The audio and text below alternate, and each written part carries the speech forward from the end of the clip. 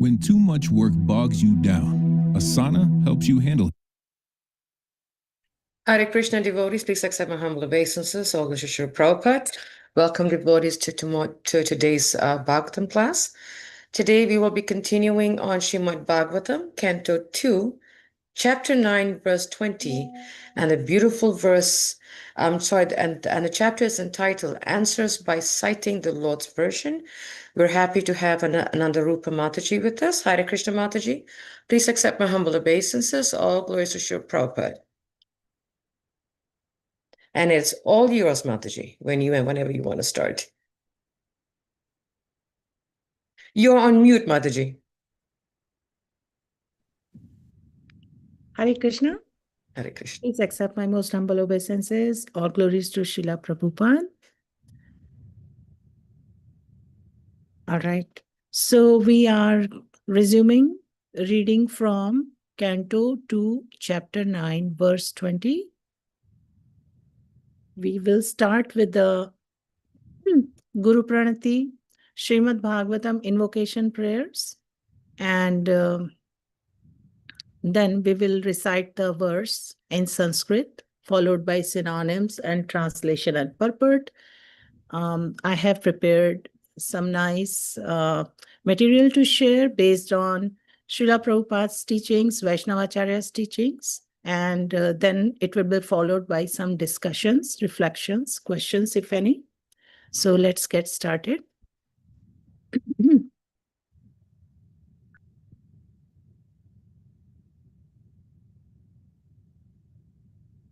Om Namo Bhagavate Vasudevaya. Om Namo Bhagavate Vasudevaya. Om Namo Bhagavate Vasudevaya. Narayanam Namaskritya Naram Chaiva Narottamam Devim Saraswatim Vyasam Tato Jayamudiriyet. Shravutam Swakatha Krishna Punya Shravana Kirtana Hridayantasto He Bhadrani Vidhunoti Surhatsatam Nashtaprayeshu Abhadreshu Nityam Bhagavata Sevaya Bhagavate Ruttam Shloke Bhaktir Bhavati Nashtiki. All right, I did not sing Jai Radha Madhav today, so we will just continue with this. So here is the verse being shared on the screen. śrī-bhagavān uvāca tvayāhaṁ toṣitaḥ samyag veda-garbha sisṛkṣayā ciraṁ bhṛtena tapasā dustoṣaḥ kūṭa-yoginām. śrī-bhagavān uvāca tvayāhaṁ toṣitaḥ samyag veda-garbha sisṛkṣayā ciraṁ bhṛtena tapasā dustoṣaḥ kūṭa-yoginām. One more time. śrī-bhagavān uvāca tvayāhaṁ toṣitaḥ samyag veda-garbha sisṛkṣayā ciraṁ bhṛtena tapasā dustoṣaḥ kūṭa-yoginām. Anyone else would like to recite? Please go ahead. śrī-bhagavān uvāca tvayāhaṁ toṣitaḥ samyag veda-garbha sisṛkṣayā ciraṁ bhṛtena tapasā dustoṣaḥ kūṭa-yoginām. Hare Krishna. Synonyms. śrī-bhagavān uvāca, the all-beautiful personality of Godhead said, tvayā, by you, aham, I am, toṣitaḥ, pleased, samyag, complete, veda-garbha, impregnated with the Vedas,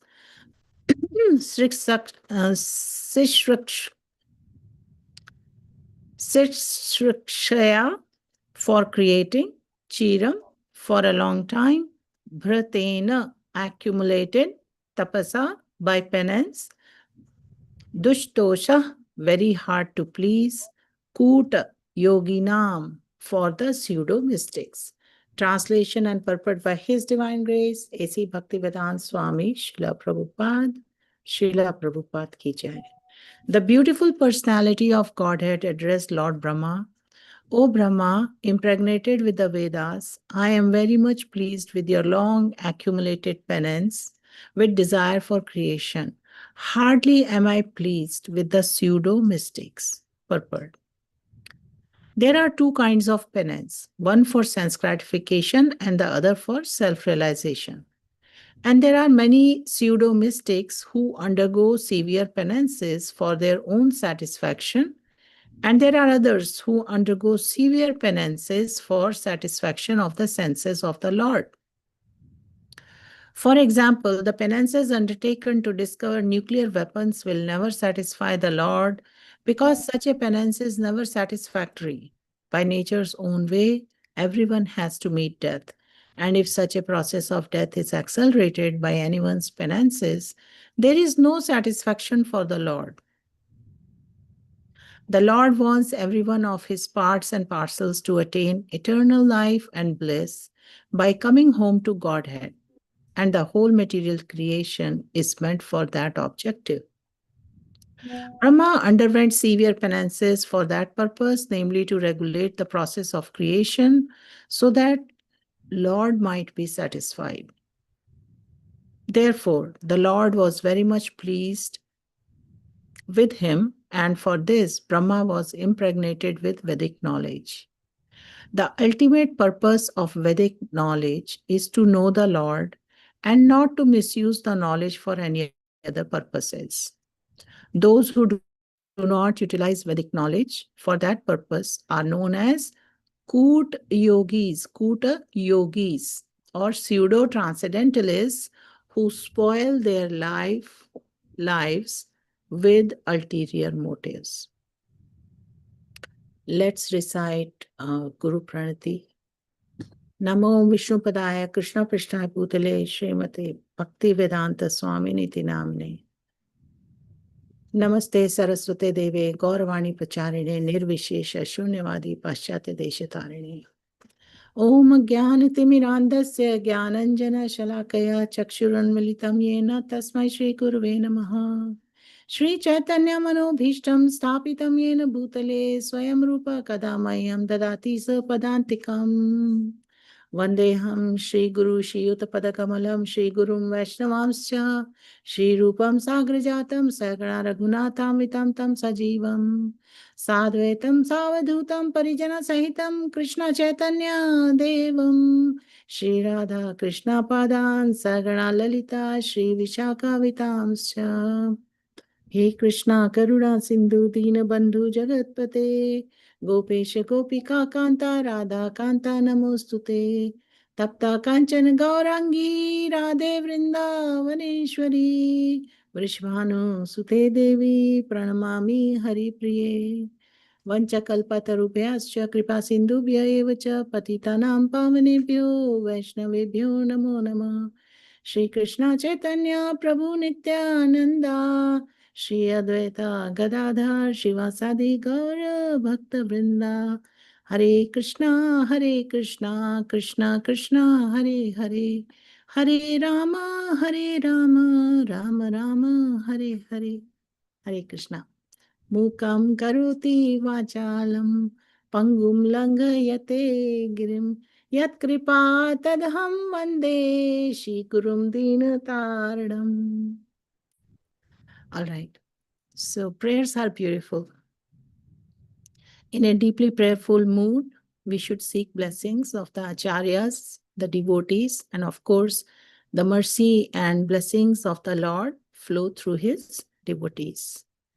So I'm praying to be an instrument of Lord's desire, Lord's will, especially this morning, in being present here and delivering this talk. The beautiful message and essence coming from this verse from Canto 2, Chapter 9, verse number 20. So in this chapter, a quick recap for those who have joined after a while and may feel little disconnect. What is happening in this chapter? So in the past chapter, we read about Parikshit Maharaj asking questions to Shukdev Goswami. And in this chapter, Shukdev Goswami is answering his questions, and also Brahmaji, he receives darshan of the Lord. So entire description has been given, in several chapters in Srimad Bhagavatam in different cantos. Spiritual world has been described, spiritual kingdom. And yet this is another chapter where the beautiful spiritual kingdom, the Vaikunthas, the residents, the inhabitants, what their mood is, how they serve the Lord, and the beauty of the Lord, everything is touched on in this chapter as well. So who is narrating Srimad Bhagavatam to whom? I mean, directly from this chapter, we can, for our reference right now, we can understand Parikshit Maharaj is answering, so Shukdev Goswami is answering Parikshit Maharaj's questions. And Parikshit Maharaj, who has 7 days to live, he's doing Shravan of the Bhagavad Katha, Srimad Bhagavatam, narrated by Shukdev Goswami, and that, as we repeatedly hear, it is in disciplic succession. It's very important to engage in devotional service, receiving the instructions coming in disciplic succession. And in several places in Srimad Bhagavatam, we will have the opportunity to give oral reception to the conversation between saintly souls. And what are they doing? They are reciting Krishna Katha, name, form, activities, and pastimes of the Lord. And so, especially in this month of Kartik right now, the sacred month of Kartik, any amount of devotional service, it has tremendous benedictions. Well, devotees don't just wait for Kartik month.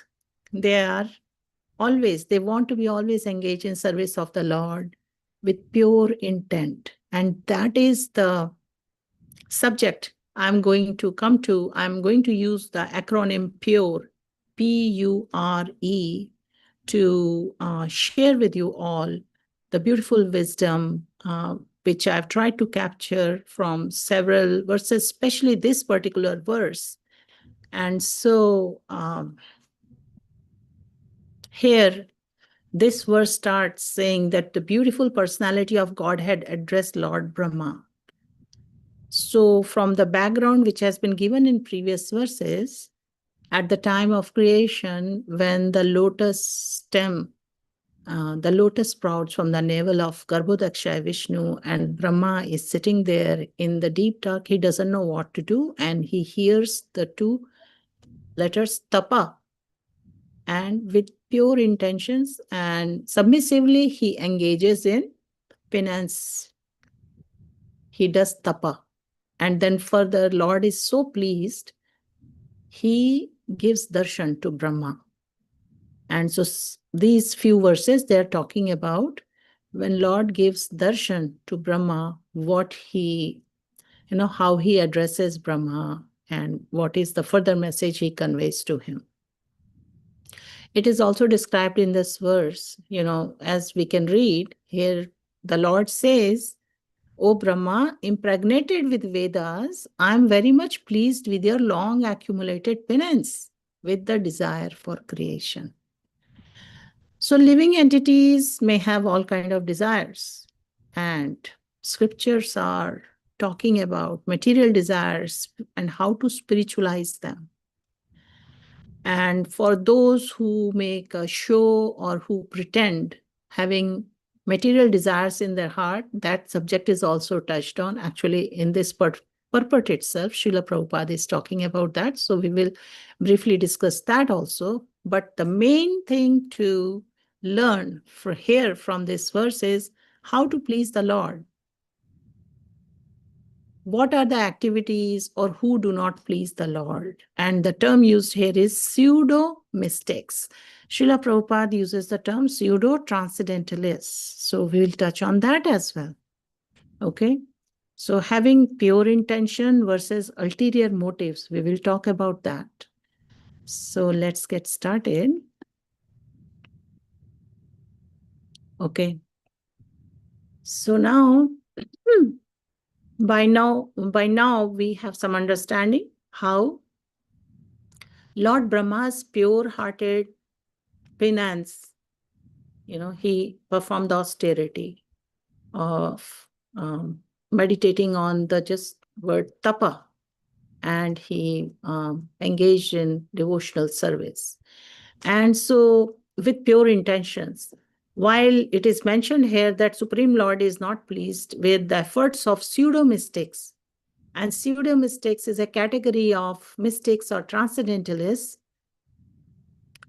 who, Prabhupada describes them, they remain in illusion, they are into sense gratification, their intentions are not to please the Lord, and, running after name, fame, glories. They may engage in some penances, but that is not the purpose of life. So now we will build this talk around acronym PURE, reflecting how love-driven devotion and not show-driven austerity pleases Krishna. Okay. So P stands for pure penance, not performance. And so Brahma's tapasya was to please Lord Krishna and not his ego. Now, the idea from my understanding over the years, reading Srila Prabhupada's purports, is life presents opportunities or situations where due to lack of, the spiritual insight about the purpose of our life, our relationship with the Lord, what is the goal of life. So due to lack of all this knowledge, one may be driven by anarthas in the heart, and ego is one of them. So, but the solution for that is to engage in pure penance and please the Lord. Then so at a high level, I will quickly describe this acronym PURE, and then one by one, we will go through each of these letters and how we can learn from this verse, how we can remember the message of this verse with the help of this acronym. So U stands for unalloyed intention. So Brahma's motive was creation as a service, not as an ambition. So he's taken as an example here, and it's described in śrī-bhagavān how it is pleasing to the Lord. R in acronym PURE. So P is pure penance, U is unalloyed intention, R reverent reception of divine knowledge. Reverent means revealing. So true Vedic wisdom flows only to surrendered hearts. We'll hear about that. And E here stands for exclusive devotion, not external exhibition. So bhakti alone melts Lord's heart, not pseudo yoga, you know. And so this is the acronym PURE I have, with which we can understand this verse more effectively. So Lord, it is said, Lord is not pleased by our posture, by our purpose. So we, during our services or in our life of spiritual practices, we observe that many devotees, they're fasting. We are recommended to do simple austerities and penances like Ekadashi fasting on appearance, disappearance day of Vaishnavacharyas till noon. And of course, then there are Mahamahotsavas. There is Janmashtami, there is Radhashtami, Nityanand Prabhu's appearance day, Balram appearance day. There's so many. Recently, we observed Srila Prabhupada's disappearance day. So Srila Prabhupada's appearance day we observed just after Janmashtami. Now, because this austerity, it is supposed to, this austerity, which is a performance of devotional service, it is recommended it should be done out of love, out of free will. And Brahmaji is our example here. His penance was pure, born not out of fear or ego or show, but out of bhakti bhav. And that's why it pleased the Lord. That Lord gave him darshan. And when penance is pure, it awakens revelation. It is revealed in our heart. The Lord himself speaks here, I am pleased with you, O Brahma. So, not that a devotee is wanting that Lord should appear in so and so way, give me darshan and talk like this to me. They, of course, devotees are longing. They are longing for association and serving the Lord and pleasing the Lord. And as we read from Bhṛtena, the Brahmin, he was journeying. He wanted to have darshan of the Lord and please the Lord and serve the Lord. So liberations talk about, the transcendentalists may want to have the same form as the Lord. They may want to live in the same loka as the Lord. They may want to serve the Lord in his personal association. So these are different kinds of liberations, different stages. So there's nothing wrong in devotees wanting to serve the Lord. And this whole life is a practice. The devotees who are practicing bhakti yoga, they are in training. They are practicing sadhana bhakti, regulative principles of bhakti, so that someday they can spontaneously serve the Lord and become qualified for that kind of revelation. So now let's understand it deeper. What makes our sadhana pure, pleasing, unalloyed, reverent, exclusive in the eyes of Krishna? So P stands for pure penance. Brahma's tapasya was to please Krishna, not to project himself. He performed austerity not to make a display of mysticism, but to receive divine instruction. Everybody needs instructions, proper guidance. So real austerity is not how long we fast, how early we rise, how many rounds we chant, but how deeply we offer them in love. Now, one should be careful. As you hear this, you should not interpret it incorrectly that, oh, Mataji said, it doesn't matter how long we fast, how early we rise, how many rounds we chant, it should be done from heart. So let me chant only few times from heart. And, Prabhupada said 16 mala minimum. I don't have to worry about that. No, it's not like that. We should not misinterpret what is being said here. So in the world of spiritual showmanship, Brahma teaches the humility of this mood that I do not know, please instruct me. Okay.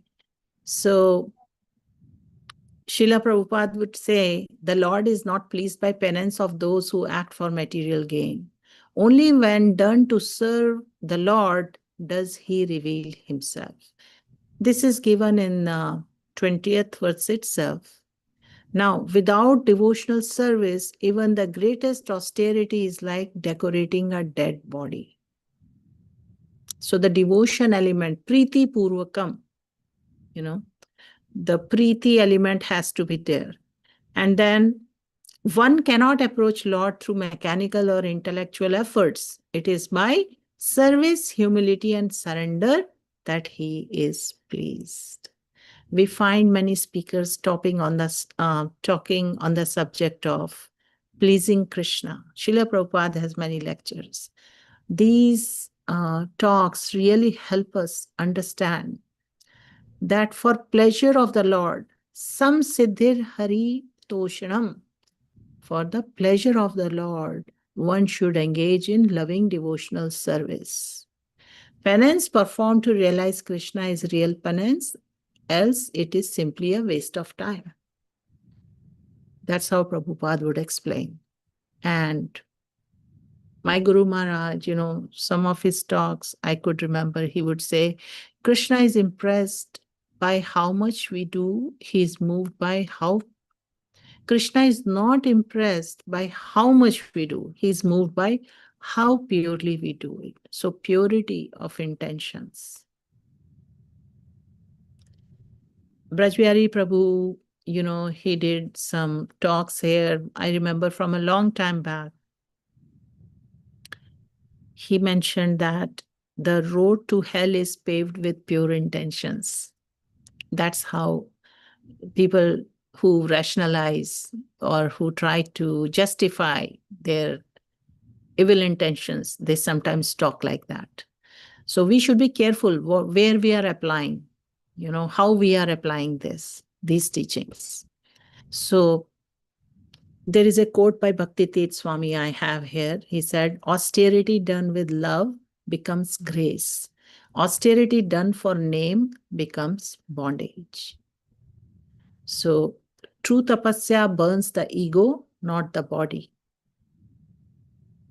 When our motives are pure, even small austerities attract the infinite Lord. Now, what does this immediately remind you of in this sacred month of Kartik? Anybody wants to comment? For this beautiful month of Kartik, if you hear this right now, when our motives are pure, even small austerities attract the infinite Lord. What are you thinking of? Please share quickly. I will wait, I'll give this only a minute and then we'll move ahead. Hare Krishna. Hare Bol. Hare Krishna, Yes. Mataji. Yeah, go ahead.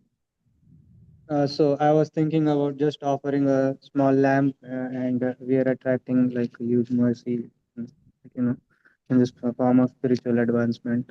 That is Yeah. one thing. Very nice. So, Hare Krishna.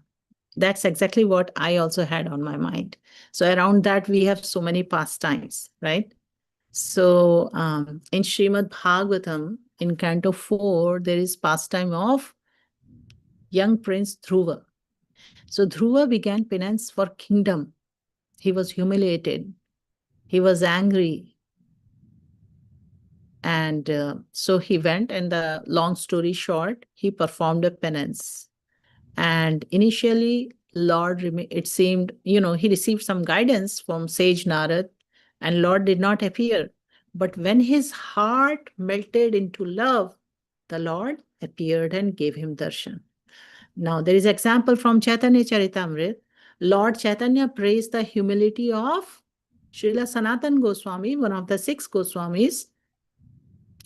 He was so humble, Sanatana Goswami, he called himself unfit for service. And that sincerity invoked Lord's mercy. Let's talk about Srila Prabhupada. Srila Prabhupada performed tapasya, crossing oceans at 70, not for prestige, but to please his Guru and Krishna. This is example of pure penance. So, we hear a common example that a tiny drop of perfume may fill a room with fragrance if it is pure. But a gallon of diluted scent does nothing. So similarly, a single pure act of service pleases the Lord more than years of impure austerity. Now, what are some of the practical ways we can apply this in our day-to-day life? Some of the ways? Quickly, some hands. What are some of the practical ways of application of this knowledge we are reading about? Making offerings to Lord with pure intention. How can you do that in day-to-day life? Anyone? Yes, Niru Mataji? Hare Krishna Mataji. We can serve sumptuous bhoga to the Lord and offer with love. Very good. Very nice. Anyone else? Hare Krishna.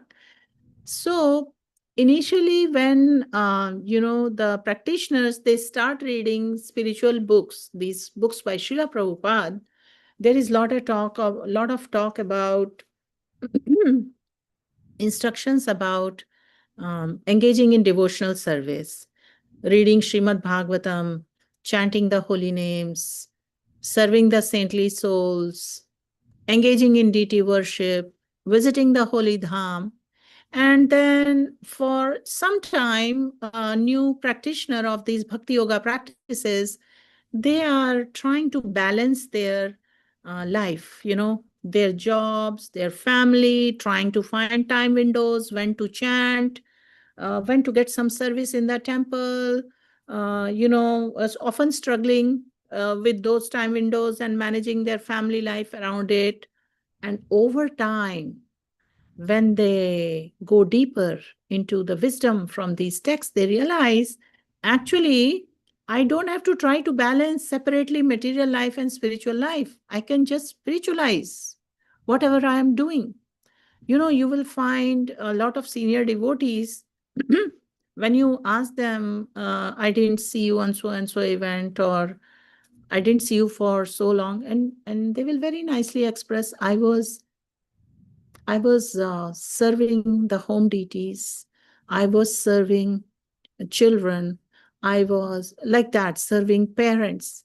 So then one comes to understanding it's not separate, it's the intention, it's the purity in thought, seeing everything in the creation as a part and parcel of Lord, and even as a caregiver, seeing as a service opportunity. So initially, when you are so strongly entangled in material modes of nature, you start identifying at some point, okay, I operate in so and so mode in certain times. And so when I go to temple, I feel so much purity, and I can engage, and that's devotional service. And when I step out of the temple, I'm no more in that mood and consciousness, and that's material life. So we try to discriminate between the two. But over time, with regular practice of sadhana, Krishna reveals us within our heart through the agency of Guru. Like Srila Prabhupada nicely explains, Krishna is there within and without, right? Within our heart as super soul, and without means from outside, through someone who can give us guidance. And that's where, through our pure intentions, which is an austerity, and so we start receiving direction and message. And in this way, we can further understand that we can offer every austerity to Krishna consciously, without discriminating that this is devotional life, this is, my other life where I'm not in devotional consciousness. We start to spiritualize because there is a transformation, there is a change in the heart going on. There is a transformation of desires going on. So sincerity is important, not superiority. And in this way, one can keep the mind engaged in service, loving service, even while performing duties. And that is karma yoga, Bhagavad Gita talks about. So, day-to-day life, another example. We hear about simplifying, simple living, higher thinking. We should simplify lifestyle because purity comes there in cleanliness. Prabhupada would say, we have a little note in a temple at ISKCON of DC. When you enter the altar for service, there is a note pasted there on the wall. It says, Prabhupada's quote is printed on it. If purity and cleanliness is not taken care of, there will be offenses. And this is not just for altar. It's a direction for us in our life. We want to, first of all, engage in loving devotional. We want to engage in devotional service. We want to beautify it with devotion and love. And then there must be purity. There must be okay, so purity begins with uncluttered surroundings and intentions. Cleanliness is needed both inside and outside. And of course, prayers help. Begin every day with a prayer. May my penance be pleasing to you, Supreme Lord. Shri Shri Radha Krishna, Shri Shri Guru and Krishna. May my loving offering be pleasing to you, not myself. Why one should not worry about themselves? What will happen if the prayer would be, may my penance be pleasing to you and also myself? If we say like that, what's wrong with that? Any comment? I mean, I know it's obvious, but I still want to talk about it because things happen in life, Obviously, it's a journey of purification. So yes, Niru Mataji, go ahead. Mataji, if we work to please ourselves, then this will not please the Lord. Why will it not please the Lord? He is our well-wisher.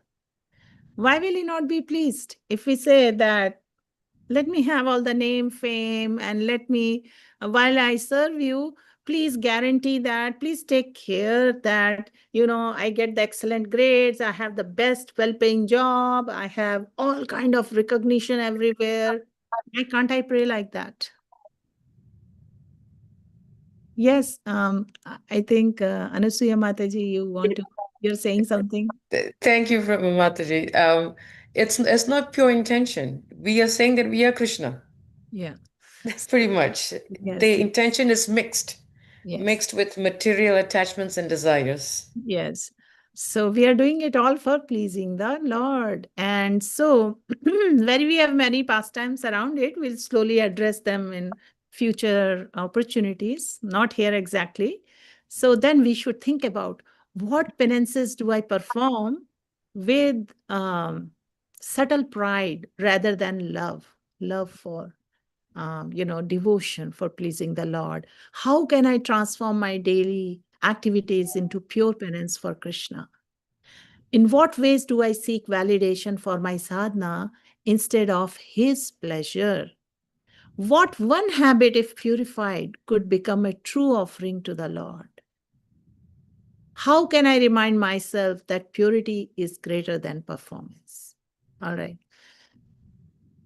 Now, everything is not perfect in this material world, depending on the modes we are born in, what kind of time, place, there are so many factors in a particular circumstance we are born, we come with a birth chart, and astrology talks about that. So now, coming with a certain background, we get the opportunity to have association of devotees, to chant the holy names, to have darshan of the Lord. And then we have to remind ourselves that purity is greater than performance. Why is that? Why would that be the case? Because just because we have this material body, we also have some anarthas in our heart. If we didn't have that, we wouldn't be in material existence. Going through birth, old age, death, disease, going through all the purification experiences. If we were already purified, if we already had simply best pure intentions in serving the Lord, we'll be out of this cycle of birth, old age, death, disease. We would be in spiritual kingdom, the beautiful spiritual kingdom, which has been described in past few verses. I don't have enough time today to go over, but they are just simply incredible information, what the knowledge which has been given. And if you have opportunity, please revisit what spiritual kingdom is like. So in this sacred month of Kartik, for those of you who are familiar, this is Kartik month going on. We all know that Mother Yashoda's penance of churning the butter, it represents pure loving hard work, the labor that bound the sweet infinite Lord. And Gopis' austerity of waiting all night for Krishna was not out of pain, but because of their love for Krishna. So now let's talk about you. You represents unalloyed intention. So when penance is pure, Lord looks deeper. What is the motive? Not only Lord, we also do in our life, right? When someone approaches with something, often there is a need to identify what is the intention, what is the motive. So Brahma's desire was not creation for control, but creation for contribution. His intention was unalloyed. And that should be the mood when a devotee is seeking for service and they approach someone in the position of authority, they should approach with pure intention.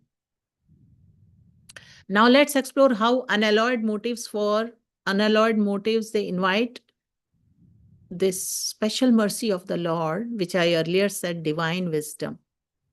And let us remember Prabhupada talked about, and it's mentioned in translation and purport, about pseudo mystics or pseudo transcendentalists. Their intentions are not considered pure because their goal is not to please the Lord. They are more about having their, own chalisas, own name, fame, and things like that. So unalloyed you. So P is purity in intention. U is for unalloyed intention. And the very famous verse, which is given in Bhakti Rasamrit Sindhu, Srila Prabhupada wrote commentary on Bhakti Rasamrit Sindhu, which is called Nectar of Devotion. So either of them you can refer to. So the verse says, Anyabhilashita Shunyam, it's the devotion of pure devotional service. And it talks about how unalloyed intention, with that we have to approach the Lord. And that service is called pure devotional service. It should be unmotivated, unalloyed. And here, Brahmaji, why are we talking about it? Brahmaji's motive was creation as a service, not as an ambition. So it is not what we do, but why we do it that pleases the Lord. Brahma's tapasya was not for personal gain, name, fame, power. His penance was directly, purely towards serving the Lord, facilitating creation so that Lord could be pleased. Now, we have Brahma Vimohan Leela also. It comes in Canto 2 or Krishna book. So please don't be confused for that as of now, because different things happen in different pastimes as per Lord's will. But right now, we should understand that this verse says, tvayāhaṁ toṣitaḥ samyag veda-garbha sisṛkṣayā. The Lord was pleased because Brahma's penance was intentional and unalloyed, entirely in service to Krishna. So let's talk about pseudo-mystics. Pseudo-mystics, in contrast, perform austerities with mixed motives, ego, ambition, or desire for recognition.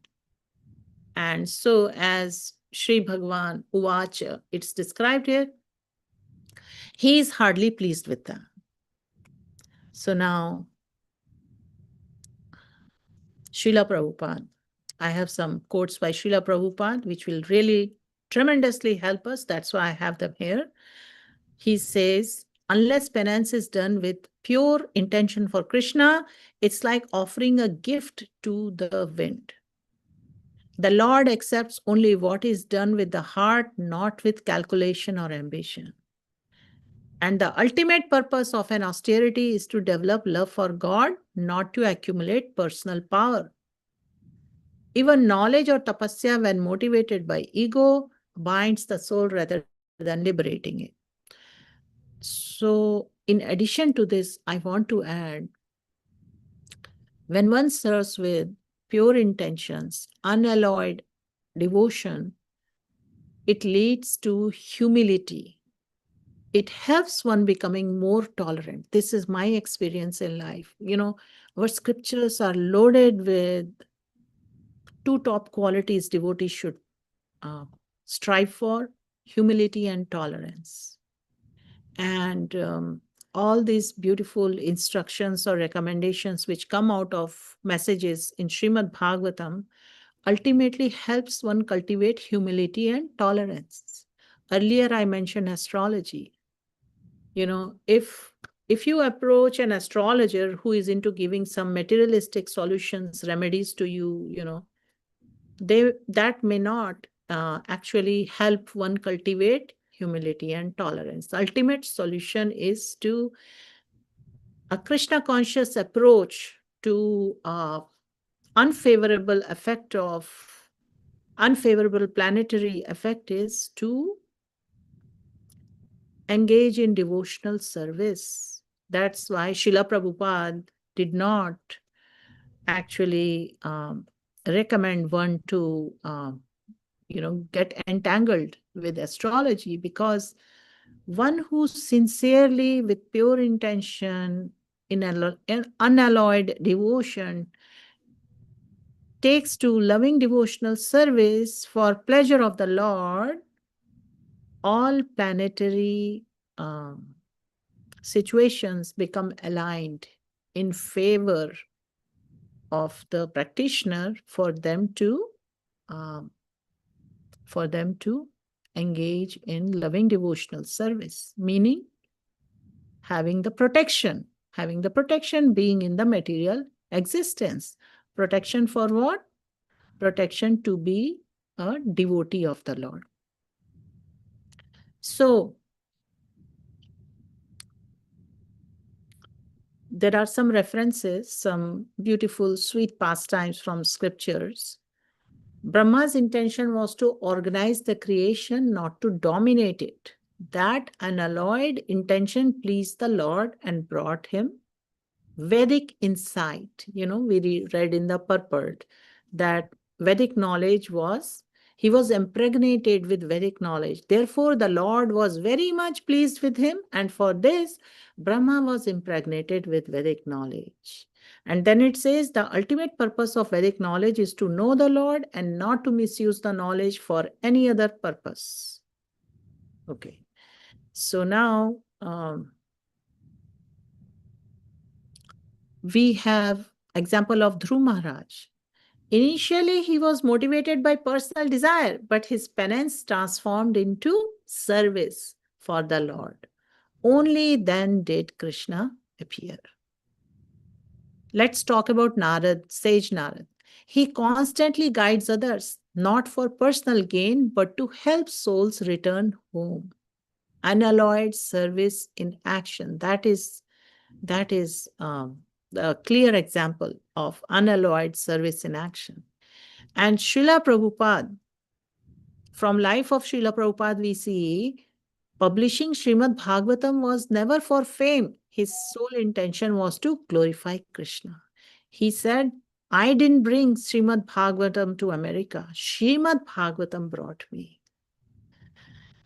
So we can take such examples and we can be inspired.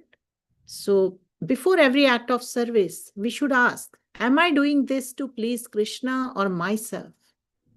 And that will help us remove ego-laden intentions. to serve quietly and sincerely. So we should find opportunities to offer all our plans, ambitions, and results to the Lord. Surrender the outcome. Bhakti Yoga chapter 12, Bhagavad Gita talks about Bhakti Yoga ladder. If many of you can remember, verse number 8 to 11. So Bhakti Yoga ladder, it says at the top are those who can 24/7 spontaneously serve Krishna. If one can't do that, then one should follow the regulative principles, engage in sadhana bhakti. If you still can't do that, then offer your results, ambition, plans. Learn how to surrender. So these are some practical tips. Every night at least, we should reflect, did any action today arise from self-interest? Okay, then what can you do? What is done is done. Then at least transform it with a prayer. And in this way, we can internalize our motivations to identify mixed intentions and become more careful about it. So sometimes, when in moments where we need to just sit back and reflect on how things are going in life, we should reflect on where in my life have my actions been mixed with ego or ambition. How can I realign my motives with devotion to Krishna? Which past service felt heavy or ineffective due to impure intention? Where did I disobey the instructions of a senior devotee or my guru? And what that has resulted in? How can I make every act of creation, work, or service a loving offering? When did pure intention in my action yield unexpectedly beautiful results? And so when Ma Yashoda, she fed, she bathed and cared for Krishna, did she do it to be praised? No, she did it out of pure love. Gopis, their every action in Vrindavan was done to please, excuse me. Excuse me. Hare Krishna. Where was I? Okay. Gopis, from Gopis, what do we learn? Their every action in Vrindavan was done to please Krishna, not to complete or gain the recognition. Now, that's a different thing. Movies have been made to inspire children, to inspire different communities, where they show that, all kind of things are shown, but that's just commercializing and to attract people. But actually now, let's transition to the third letter in pure R. R is reverent reception of divine knowledge. Reverent means revelation, revealing. Okay. Once our penance is pure and our intention is unalloyed, the Lord blesses us with Vedic knowledge. It's not just Vedic knowledge. Actually, within that umbrella of Vedic knowledge, there is a lot. There are all kind of benedictions one could aspire for the pleasure of Lord. So this knowledge, Vedic knowledge, that flows not only from study alone, but from devotion, from realization. So now let's see how Brahma's love-driven tapasya received divine revelation by this alphabet R. So now P was for, somebody speak up. One person can speak 1 point. What was P for, if you remember? Quickly. Your penance. And U for? Unalloyed. Unalloyed interest. Devotion. And R is reverent reception of divine knowledge. What it means for us is true Vedic wisdom flows only to surrendered hearts. We understand knowledge is not accumulated, it is received. And when the heart is humble and surrendered. So Brahma, here we are seeing example of Brahmaji. He did not gain Vedas through pride, logic, or effort alone. The verse itself, verse says, veda-garbha sisṛkṣayā. So, impregnated with Vedic knowledge. That's what it means. How? Through devotional surrender, humility, and receptivity. Now, just sitting on lotus flower, he is meditating for so many years on the word tapa. How do we understand any devotional surrender, humility, and receptivity in that? The simplest way to understand is if we receive some instruction from an advanced devotee of the Lord. The simplest example I'm giving, I'm not even talking about please realize God in your heart and follow instruction. I'm not saying that at all. I'm simply saying if one is not there yet, one is not, understands their shortcomings, they realize I need to engage in service and they need instructions and they receive instructions. But then instead of some unsteadiness or at times lack of enthusiasm and totally here and there humility, rather one in a mood of devotional surrender, humility, and receptivity engages in devotional service. Even if it may be just sit down in one place for 1 hour and 2 hours and just chant the holy name. That is a big deal. That shows that one cares for their devotional life and obeying the instructions. So, pseudo mystics, they attempt to collect scriptures or display scholarship, but Krishna does not reveal himself to those who think they already know. So, how does real knowledge come? It is a gift from the Lord, given only to those whose hearts are open, loving, and surrendered. Now, surrender is a very beautiful and important terminology. We don't have enough time right now to discuss the principles of surrender because I still have PUR to further describe and then E also. And I'm looking at the time. I may go just 15 more minutes just to give you all an idea. So we'll cover that. But top 2 principles of surrender: accept everything favorable for devotional service and reject everything which is not favorable. So that is when one starts applying properly the regulative principles of bhakti and cultivates mood, accepting, in acceptance, in gratitude, and learns to apply the love and devotion in whatever services they offer. So scriptural knowledge is not meant to increase the pride, it is meant to awaken love of God. Srila Prabhupada would say, one who has humility and devotion will receive knowledge that is more valuable than entire library of the universe. And knowledge without bhakti is like water without life. It flows, but it does not nourish the soul. So we can understand Brahmaji's wisdom came through devotion, showing that love and humility are prerequisites for divine knowledge. Real Veda is not in the books, but it is in the heart of a surrendered devotee. So here let's talk about Brahma's revelation. This third letter R, we are saying revelation, divine wisdom. So after long penance with pure intention, Lord Krishna revealed Vedas to him, which is transcendental knowledge born of love, not ambition. And let's talk about Shukdev Goswami. Even with extraordinary intelligence, he attained full realization only by listening with humility to Vyasadev. This is a model of reverent reception. Now, please don't be confused. Why did I say Shukdev Goswami for Shravanam here?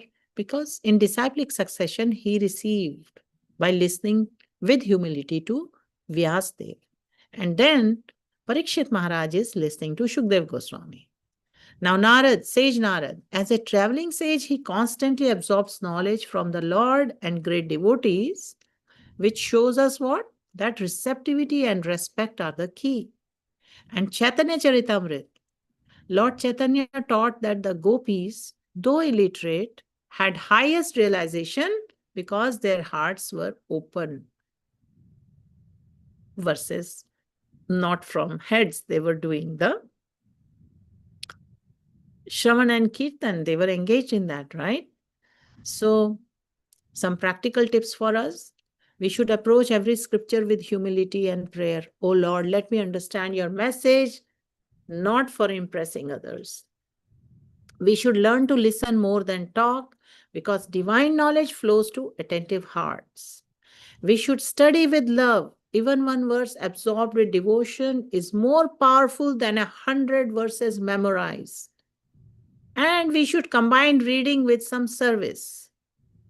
Not just reading śrī-bhagavān always, there should be some service, practical application.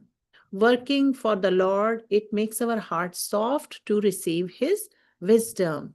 And in this whole practice, we should avoid showing off knowledge, keeping, it should be, our realization can be a private offering to Supreme Lord.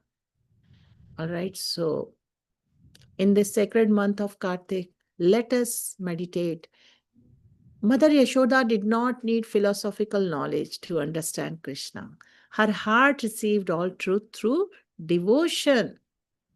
And gopis, their simple attention and love made them ultimate scholars of Krishna's pastimes, surpassing even Brahmaji in realization. That's how Srila Prabhupada explains. So, the last letter in pure E I have kept for exclusive devotion, not external exhibition. So once knowledge is received through humility and surrender, the final refinement is exclusive devotion. So not performing austerities to impress others, but to please the Lord alone. Okay. So pseudo mystics, we read about that. They perform tapasya for fame, recognition, display. This verse calls them as kūṭa-yoginām, difficult to please. They can't please Lord. In contrast, Brahma's austerity was exclusive for the Lord, free from desire for recognition. So when devotion is exclusive, this last letter I reserved for E for exclusive devotion, not external exhibition. So when devotion is exclusive, it penetrates the heart of the Lord. We read that the Supreme Lord is conquered by the love of the devotee. So it penetrates the heart of the Lord, who is drawn not to rituals or spectacle, but to pure love. So exclusive devotion is essence of tapasya. Everything else is imitation. And something on the side to reflect on, because of everyone's nature and ability, and as Prabhupada would use the word proclivity, sometimes certain devotees' journey continues in this life with show off initially. But due to engagement in loving devotional service, they purify. Some purify gradually, some purify comparatively faster. It all depends on what are their intentions and how sincerely they are engaging in services to please the Lord. So now, Guru Maharaj would say exclusive devotion is like laser beam of love, focused entirely on the Lord, cutting through all distractions. And when the heart is fully surrendered, Krishna's pleasure is guaranteed regardless of the outer show. We have many examples in Srimad Bhagavatam. I'll just quickly touch on few. So we talked about Gopi's devotion. They did not seek recognition. Their love and surrender alone made Krishna reveal his supreme pastimes. Dhruv Maharaj, his private penance gained Lord's vision. Fame was irrelevant there. Chaitanya Charitamrita, Lord Chaitanya praised those who love,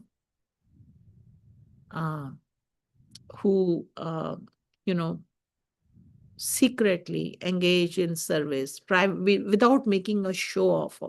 Showing that exclusivity in devotion is supreme.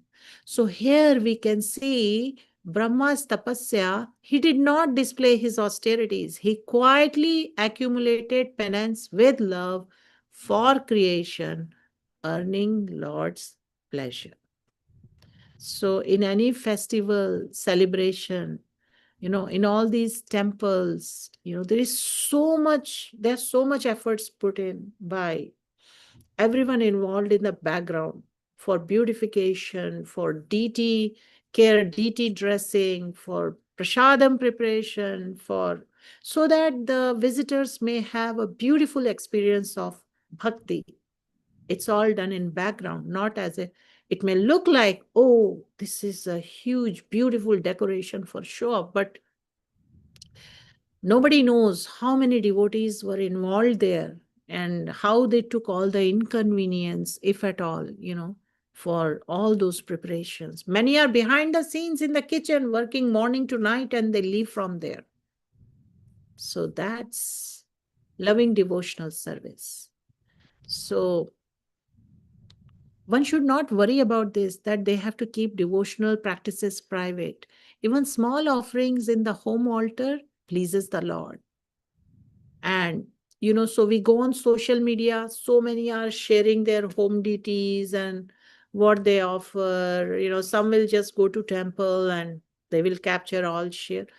But mostly the idea is for preaching purpose. They're not trying to make a show off. Okay. So one should avoid sharing spiritual accomplishments on social media, because that doesn't cultivate inner satisfaction. One should focus on pleasing Krishna. Internal recognition matters more than external applause. And while performing austerities or study, we can just visualize, Lord is here with me.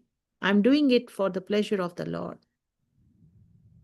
So we can have an internal dialogue. Am I doing this for Supreme Lord alone?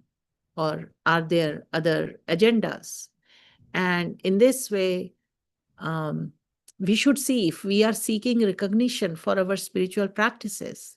How can I cultivate exclusivity in my devotion today? What past acts of service were motivated by ego rather than love? How can I make small acts of devotion purely for the Lord? And lastly, how does exclusive devotion deepen my understanding and joy in spiritual life? So I earlier mentioned about example of Mother Yashoda, that she bathed, fed, and adored Krishna without anyone knowing. That is pure exclusive devotion. And gopis, they engage in pastimes privately, yet their hearts won Krishna's love entirely. So we have this acronym: P, pure penance; U, unalloyed devotion; R, reverent reception of divine knowledge; E, for exclusive devotion. And I will very quickly in a minute summarize some take-home messages. Lord is pleased with sincerity, not show. Motivation determines the spiritual value of austerity. Knowledge is revealed to the humble and surrendered, not the proud. Pure love is more potent than years of ritual or study. We talked about pseudo-mysticism. Devotion must be intentional and exclusive. And humility opens the doors to divine wisdom. Exclusive devotion melts Lord's heart more than any public austerity. And long accumulated tapasya makes sense only with love. Ego-free service transforms ordinary work to spiritual treasure, and the ultimate goal of all austerity and study is, what is that? What is the ultimate goal of all austerity and study? Someone please speak up. Anyone? Get the love of God. Pure love for God. To please the Lord. Yes. All right. So we should reflect, am I cultivating pure devotion or am I still performing it for some name, fame, recognition? All right. So I'm sorry, this talk went few minutes past, but I tried to speak only in the best possible manner so that the important highlights coming from this verse and the practical application may be covered. ग्रंथराज Shrimad Bhagavatam की जय, श्रीला प्रभुपाद की जय, श्रीला भगवत पाद की जय, अनंत कोटि वैष्णवन की जय. If there are any reflections, questions, comments, please go ahead. Hare Krishna. Thank you so much, Mataji. I have to say that this class is so perfect for the month of Kartik. It's such a meditation, especially because Kartik being the month of, the holiest month of service and devotion, and the points you have listed, it's like so, perfect for the month of Kartik. And I was thinking, we just have 10 days left of Kartik. So we got to make really good use to that last 10 days with this wonderful class. Thank you so much, Mataji. I would like to ask the voice if any questions, any comments, reflections, please do raise your hand so that I can call upon you in order. Mataji, I have two. One is a request and one is a question. I couldn't catch the complete sentence when you said in your class, true Vedic wisdom flows to, and I lost it. True Vedic wisdom flows through through the acronym. If we see all of them, we can apply all of them. If you got the acronym P. Yeah, P-U-R-E, yes. U, unalloyed intention, R, reverent reception of divine, E, exclusive devotion. So let me quickly look up what I have here. Yeah, you said it so nicely, and I could only catch half of it, and I really want the other half so bad. It's really sweet. Yeah, because true Vedic wisdom is not learned, it is revealed. And so the true wisdom shines when love becomes the teacher and humility becomes the classroom. I fail to recollect. No worries. It's okay. Don't even worry, Mataji. I know how the mind is. No problem. I have a question, Mataji. And when you were speaking, that's very nice. I mean, really, really nice class. When you were mentioning about, when one wants service and when they approach to ask for service, that they should approach with pure intentions, not otherwise. How does one know that they're asking for service with the right intention, the pure, and not, fill in the blanks kind of a thing, or whatever, but pure? How can they assess themselves that they're doing and asking the right way? So from what I understand, practically from my experience, I can give an attempt to answer the question, but since you are already in a position of authority assigning services, you may have more experience actually. And so this question is relevant, actually, very relevant why you have brought this in discussion. So are you asking from perspective of one who is wanting service or one who is assigning service? One who's wanting and asking for service. One who wants the service, how Yes. determine if my intentions are pure for the service, and I'm not looking for name, fame because of this service. Yes. For example, yes. if one wants to, let us say, distribute Achman, water for Achman, everybody is walking in to offer the deeps during Deepdan time, and one wants to stand in front of the whole temple room during the Sunday Aarti, and whether they want to look good, I am doing this service, I am of some service today, everybody can have my darshan in addition to darshan of the, and the deity darshan follows after my darshan, those kind of thoughts. Or, at least I showed face, hundreds of people saw I was in temple today rather than not coming to temple.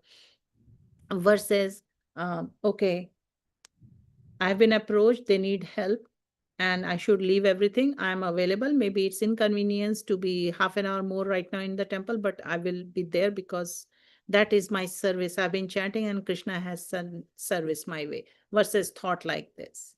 So actually, as I touched on that very briefly during the class, this is my experience.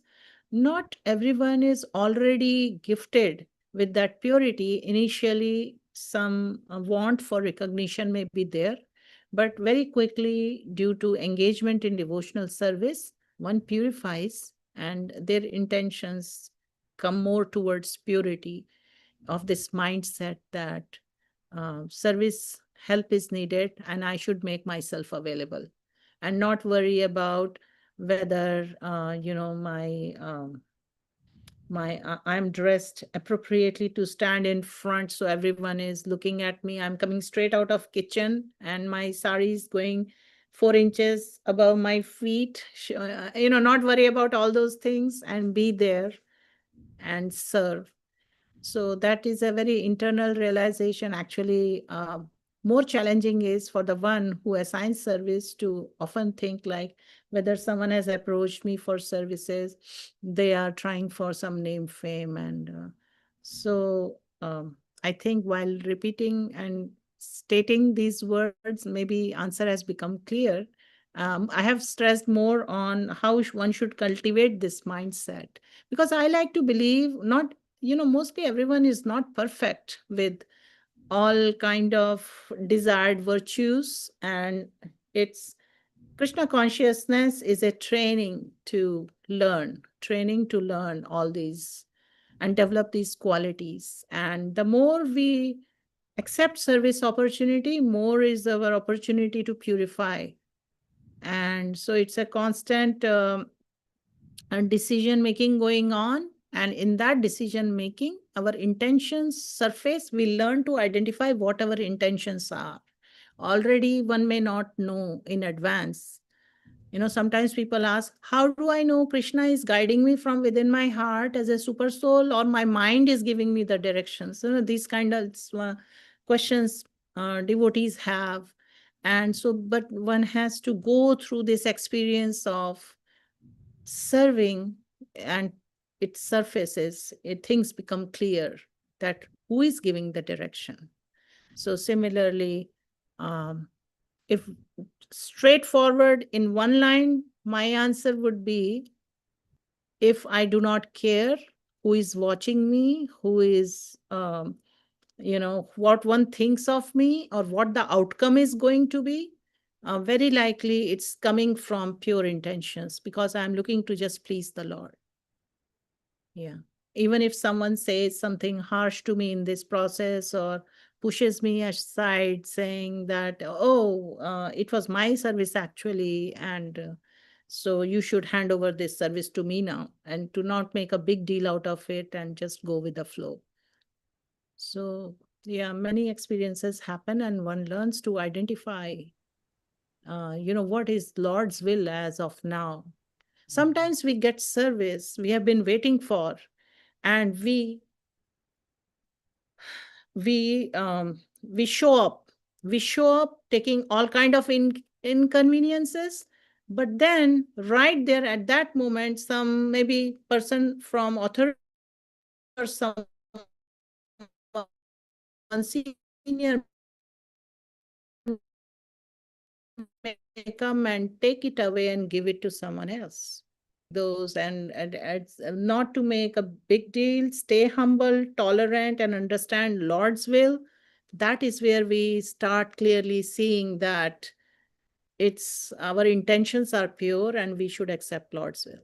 All right, Hare Krishna.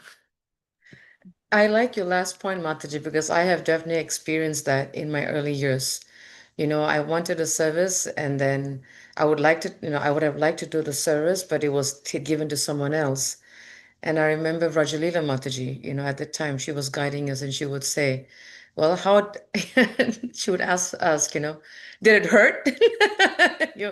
I'll say, you sure did. She goes, well, become humble, it's the Lord, and she says, that's how the Lord works, but it's okay. The mercy will come again. You just got to wait for the mercy and it'll keep flowing, that's, yes, I completely, that it reminded me of my old days. So thank you. Wonderful, Mataji. Thank you so much. Thank you for sharing that. No problem. Any other questions from devotees, please? Such a wonderful class, amazing points. And I hope we have made notes. And I hope that, We have at least throughout the day for the next, 9-10 days, digest, as we hear it. Yes, Damodar, go ahead. Hare Krishna Mataji, please accept my humble obeisance for the Prabhupada. Thank you for the class, Mataji. I just wanted to appreciate the class and the point that you made, or a reminder that how well we are receiving the instructions from the seniors. From time to time, it happens that I kind of tend to deviate from that that particular line, that I'm not receiving the instructions very well. So thank you for that reminder. Please pray for me that I receive the instructions nicely. Hare Krishna. Hare Krishna. Wonderful, thank you. And yes, my humble request, including myself, is if we can really meditate on how we can, do things with the right pure intention, and wonderful month to meditate on that, and on Mother Yashodas and the gopis and Radharanis and all the one. And when you're speaking about the gopis, Mataji, I was remembering even, those they kept the Lord in their heart because they were also some that were married. They couldn't do everything openly, but it was so pure. It was so nice, exclusive devotion.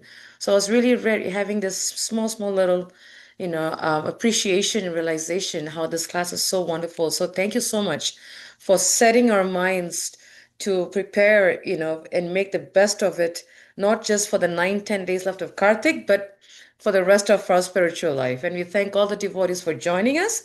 Vanchakravdibhyascha, Kripasindhabhevacha, Patitanam Pavanebhyo, Vaishnavebhyo Namo Namaha. Srila Prabhupada ki Jai. Hare Krishna. Hare Have a Krishna. wonderful day. Thank you for the opportunity in this month of Kartik. Hare Krishna. Thank you. Hare Krishna.